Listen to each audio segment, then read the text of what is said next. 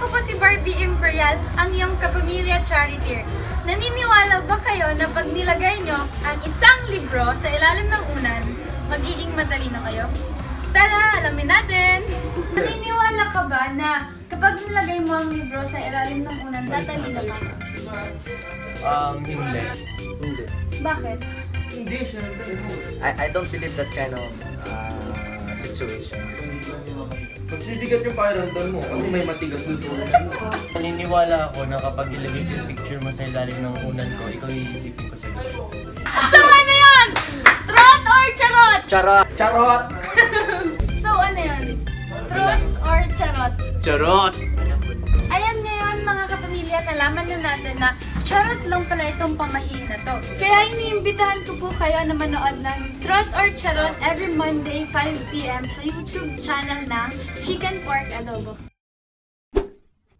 Aral ka lang muna. Aga-aga pa eh. Ayoko nga mag-aral. Bakit masama ba kung gagawin ko to? Bakit masama rin bang gagawin? Kasi makikita ko sa panaginip ko, kaya okay, bahala ka. Hindi mo na nakikita. Nakikita ko to!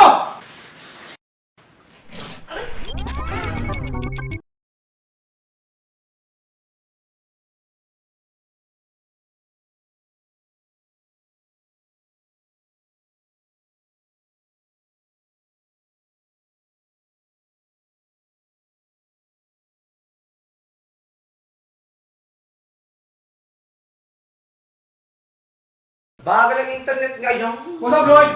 Matulog ako sa inyong sofa. Sige, matulog ka lang dyan. Ano yan? Kapal na. Turo ko sa algebra. May test ako bukas, kaya huwag mo lang anihin. Okay na. Matutulog ka